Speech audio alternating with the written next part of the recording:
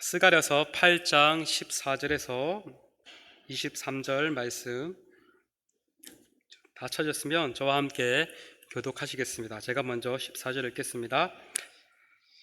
만군의 여호와가 이같이 말하노라. 너희 조상들이 나를 경노하게 하였을 때 내가 그들에게 재앙을 내리기로 뜻하고 뉘우치지 아니하였으나 이제 내가 다시 예루살렘과 유다 족속에게 은혜를 베풀기로 뜻하였나니 너희는 두려워하지 말지니라.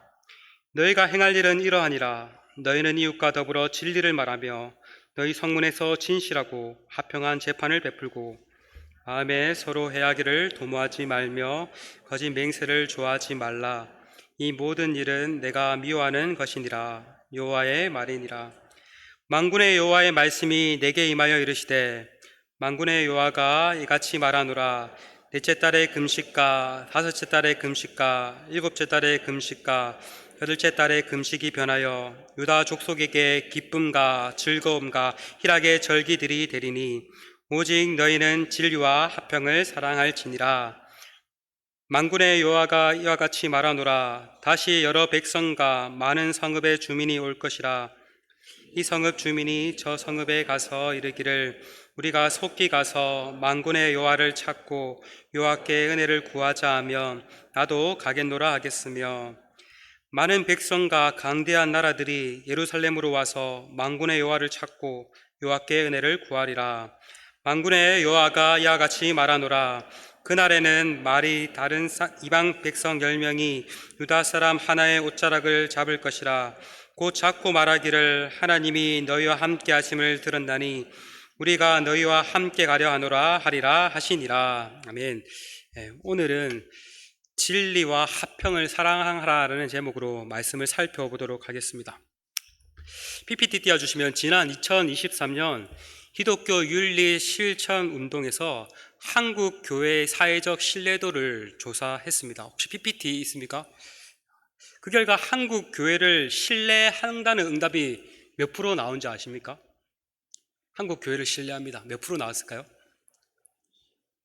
거의 맞췄어요. 21%. 예, 거의 맞췄어요. 21%가 한국 교회를 신뢰한다라고 대답했고 신뢰하지 않는다는 응답이 74%가 나타났다고 합니다. 그런데 이 신뢰한다라는 응답 중 매우 신뢰한다는 겨우 2.7%밖에 되지 않고 나머지는 약간 신뢰한다가 대부분 차지했습니다. 또한 지난해 다른 기관에서 종교가 없는 사람들을 대상으로 한 조사에서도 기독교의 호감도가 몇 프로 나왔냐면 14.3%가 나왔고 기독교인에 대한 호감도는 더 낮습니다. 8.9%가 나왔다고 합니다. 그래서 기독교가 불교, 천주교와 같은 주요 종교 중 가장 신뢰도가 낮게 나왔다고 합니다. 이처럼 이 세상 사람들은 더 이상 이제 한국 교회와 기독교를 더 이상 신뢰하지 않습니다. 여러분 어떠신가요? 한국 교회, 기독교인을 신뢰하고 있습니까? 하지만 과거에는 교회에 대한 이미지가 좋은 시절이 있었습니다. 교회 다닌 사람 이꼴 착한 사람이라는 인식이 있었습니다. 그래서 총각들이 예전에 저도 들었어요. 총각들이 착하고 좋은 신부감을 구하기 위해서 교회를 안 다녔는데 교회를 다니게 되었고 또 교회를 다니지 않는 부모도 자식은 자기는 안 나가지만 자식은 교회에 보내는 경우도 있었다고 합니다. 하지만 지금은 세상 사람들은 더 이상 교회를 신뢰하지 않습니다.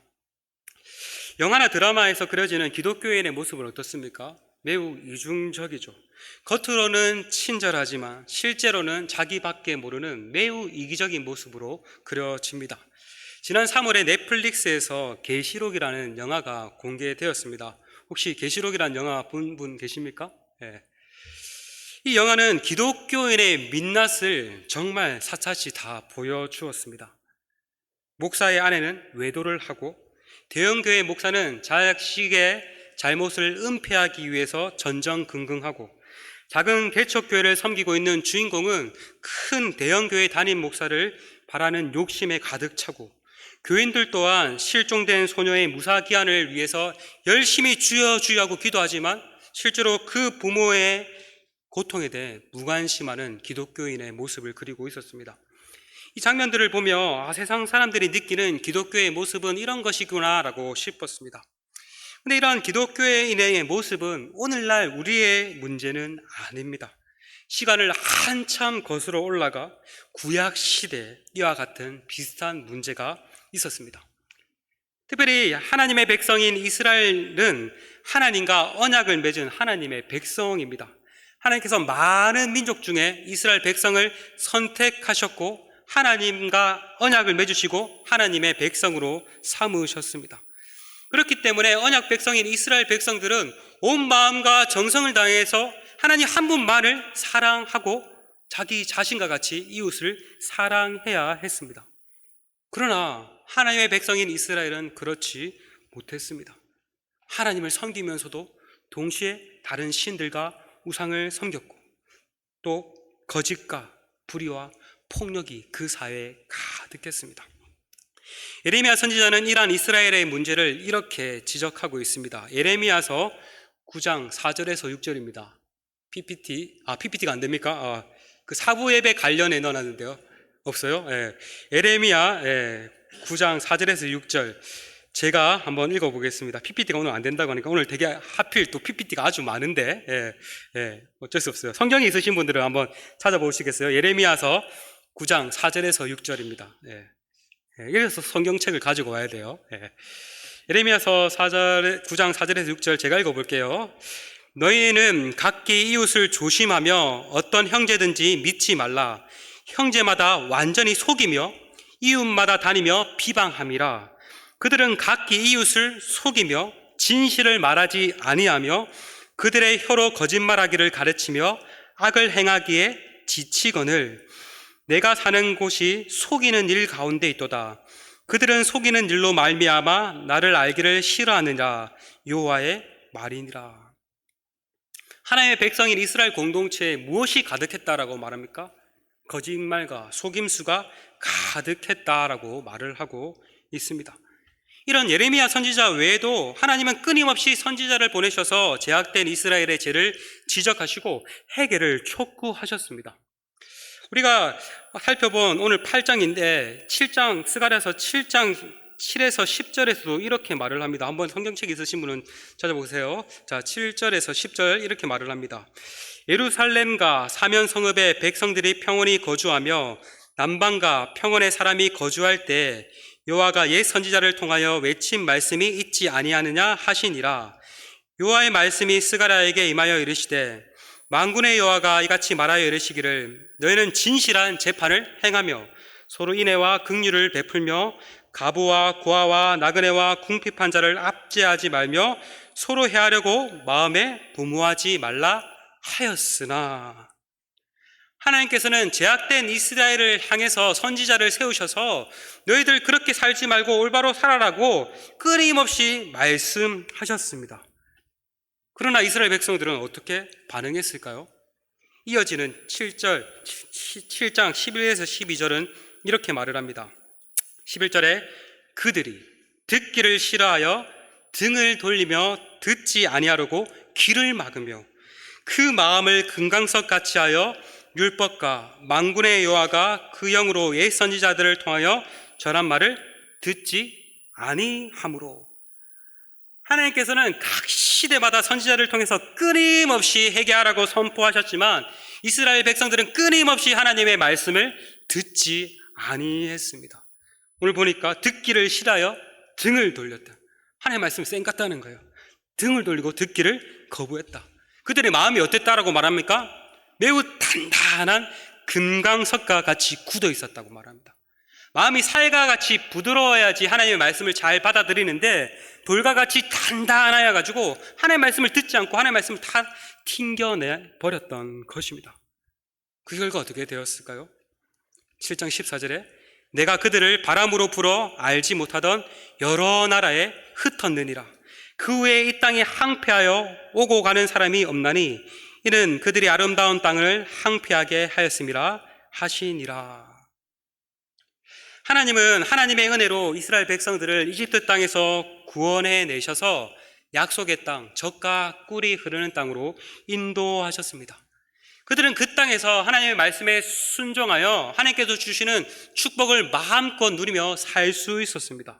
그러나 그들은 그 땅에서 하나님의 뜻을 따라 살지 않았죠. 앞서 말하였듯이 하나님 외에 다른 신을 섬기고 거짓과 불의와 폭력이 가득했습니다. 하나님 그러한 이스라엘을 향해서 선지자를 통해서 끊임없이 해결을 촉구하셨지만 이스라엘은 끝까지 하나님의 말씀을 듣지 않았습니다. 그래서 어떻게 됐다고요? 그 땅에서 쫓겨내셨다라고 말을 합니다. 바벨론 군대가 쳐들어와서 예루살렘 성벽과 성전을 다 무너뜨리고 유다 백성들을 바벨론의 포로로 끌고 가셨습니다. 이제 그 땅은 젖과 꿀이 흐르는 땅이 아니라 매우 황량하고 황폐한 땅이 되었습니다. 오늘 우리가 읽은 본문 8장 14절에서도 이렇게 말을 하죠. 만군의 여호와가 이같이 말하노라. 너희 조상들이 나를 경노케 하였을 때 내가 그들에게 재앙을 내리기로 뜻하고 뉘우치지 아니하였으나.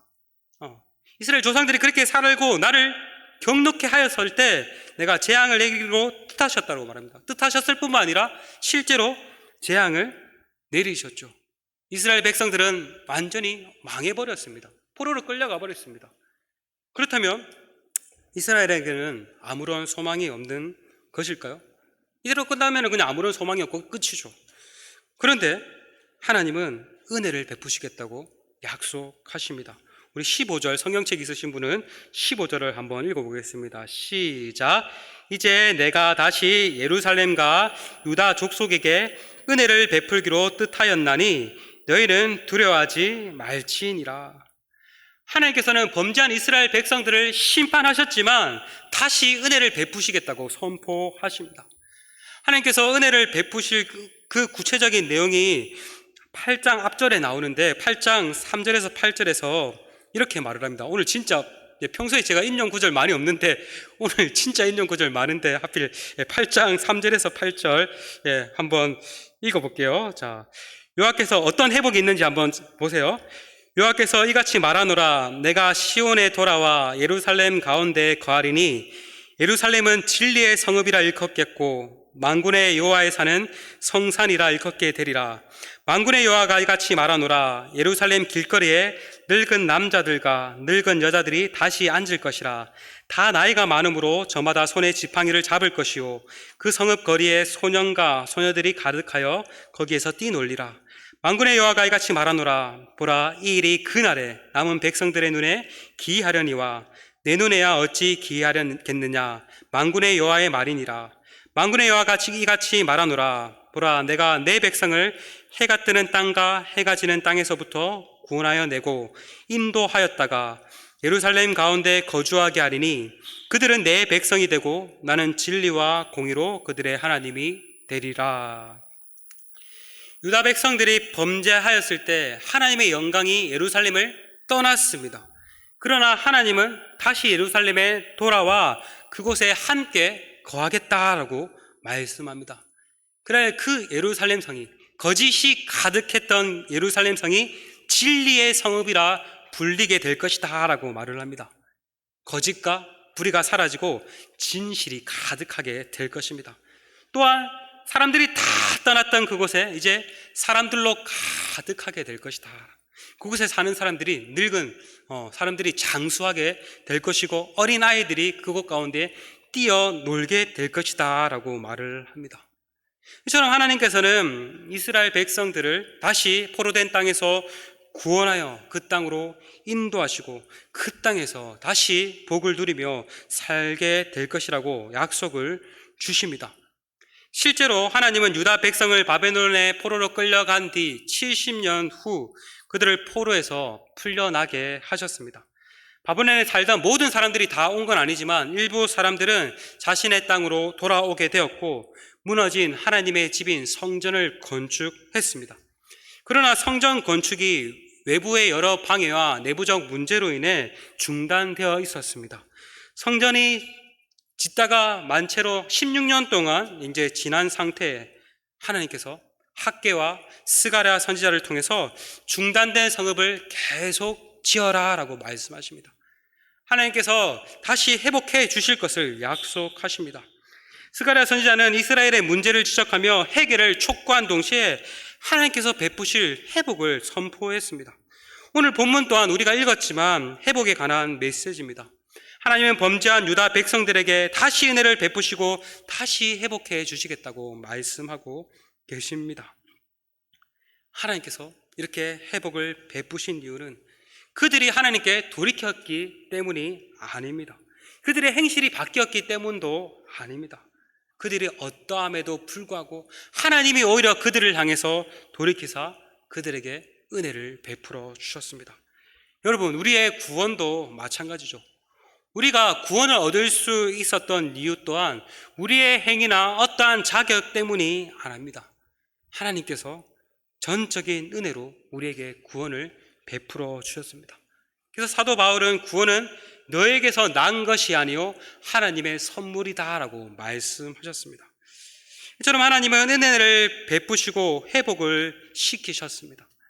그리고 또 이제 이스라엘 백성들이 행해야 할 일에 관해서도 말씀하십니다. 16에서 17절입니다. 제가 읽어보겠습니다.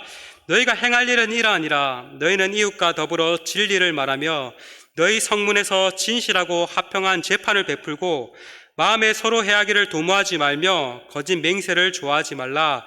이 모든 일은 내가 미워하는 것이니라. 여호와의 말이니라. 하나님께서는 이스라엘 백성들에게 은혜를 베푸시고 너희가 그런 은혜를 받았지, 그럼 은혜 받은 자답게 이렇게 살아라라고 말씀하십니다. 네 가지를 말씀하십니다. 첫 번째 뭐라고 말씀하십니까?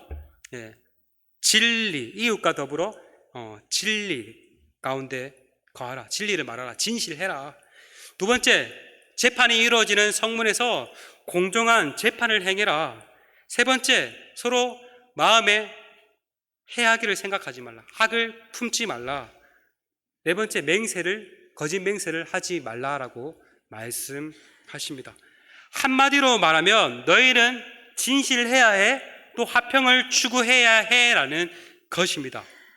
오늘 설교의 제목에서처럼 너희는 진리와 화평을 사랑해라고 말씀하신 것입니다. 과거 이스라엘은 거짓과 불의로 가득 찼습니다. 그러나 하나님은 예루살렘을 진리의 성읍이 되기 원하셨고 그곳에 사는 사람들 또한 거짓을 버리고 진실하기를 원하셨습니다. 과거 이스라엘은 서로 해하며 폭력과 압제가 가득했습니다.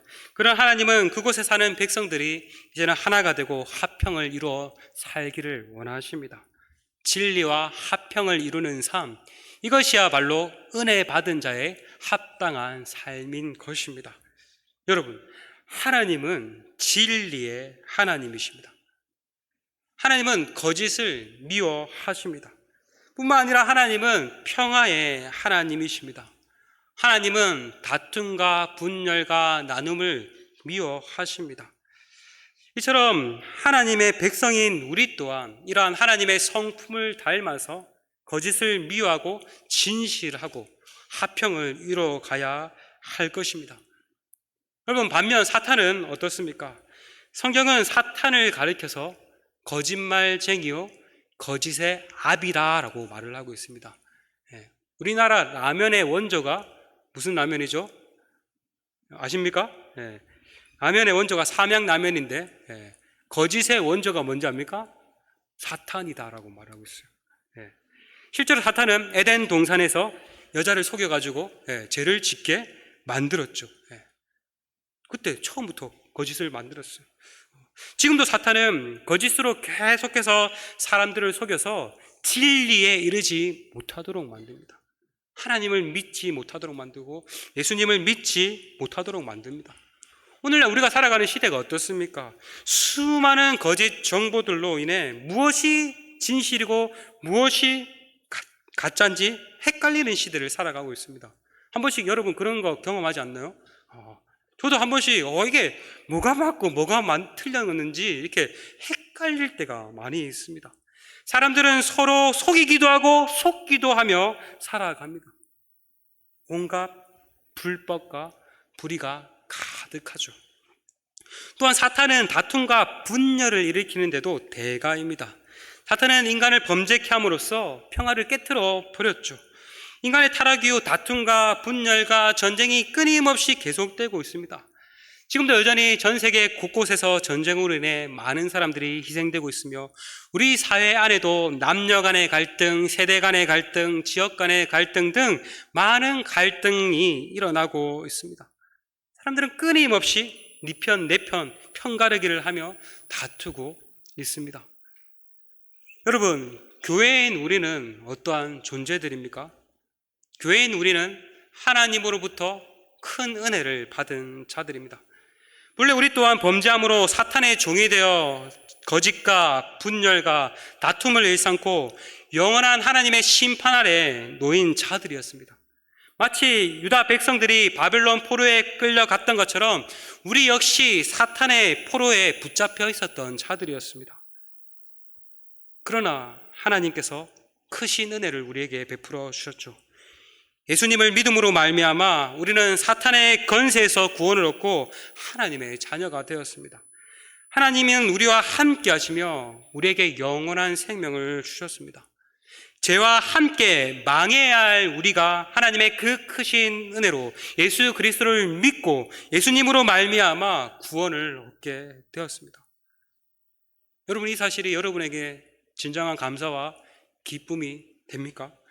만약 그렇다면 우리는 이제 은혜 받은 자답게 살아가야 합니다. 앞서 말하였듯이 거짓을 버리고 진실을 추구하며 살아가야 합니다. 분열을 버리고 화평을 이루어가야 합니다. 사도 바울 또한 옛사람을 버리고 새 사람이 된 우리를 향해 이렇게 말을 했습니다. 에베소서 4장 25절에 그런즉 거짓을 버리고 이웃과 더불어 참된 것을 말하라. 이는 우리가 서로 지체가 됨이라. 거짓을 어떻게 하라고요? 거짓을 버리고 참된 것, 진실한 것을 말을 하라라고 말을 합니다. 거짓과 불법, 불의가 가득한 세상에서 우리가 만약 진실한다면 세상은 다시 우리를 주목하게 될 것입니다. 다시 교회에 대한 신뢰도가 회복될 것입니다. 얼마 전에 8.15 광복절이었는데 독립운동가이자 기독교인 도산 안창호 선생님이 제자들에게 이렇게 말을 했다고 합니다. 말과 행동뿐만 아니라 마음과 꿈 속에서라도 거짓말을 하지 말라. 그만큼 모든 삶의 행실에 있어서 거짓을 하지 말고 진실할 것을 말을 했다고 합니다. 여러분, 그렇습니다. 우리도 늘 진실한 삶을 통해 진실하기를 힘써야 할 것입니다.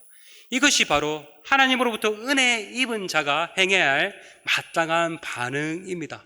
바라기는 이번 한 주도 우리의 삶이 있어서 진실을 추구할 뿐만 아니라 말에 있어서도 진실을 추구하며 나가는 우리 모두가 되었으면 좋겠습니다. 사도 바울은 또 이렇게 에베소에서 이어서 이렇게 말을 했습니다. 4장 31절에서 32절입니다. 너희는 모든 악독과 노함과 분냄과 떠드는 것과 비방하는 것을 모든 악의와 함께 버리고 서로 친절하게 하며 불쌍히 여기며 서로 용서하기를 하나님이 그리스도 안에서 너희를 용서하신 것 같이 하라. 한마디로 말하면 그것 또한 화평을 이루어라 라고 말을 합니다. 화평을 깨뜨리는 그런 모든 악한 것들을 다 잘 다스려야 한다. 다른 사람을 향해 노하고 분내고 다투고 비방하는 그런 모든 것들을 너 또한 다 버려라 라고 말을 합니다. 대신 어떻게 해라 라고 말합니까? 서로 친절하게 대해라. 이 말은 서로 사랑해라 라는 말입니다. 또 어떻게 하라고 말합니까? 서로 불쌍히 여기며 또 서로 용서해라 라고 말을 합니다. 하나님께서 우리를 용서하신 것 같이 우리도 다른 사람을 용서해라 라고 말을 합니다. 여러분, 옆에 있는 사람들 한번 보세요. 어때 보이나요? 불쌍해 보입니까? 생긴 것 보고 불쌍하게 여기면 안 돼요. 참 우리 서로를 보고 정말 안타깝게 여기고 불쌍히 여기며 서로를 잘 돌보며 하나됨을 이뤄가야 합니다. 그럴 때 정말 하나님께서 기뻐하실 것입니다.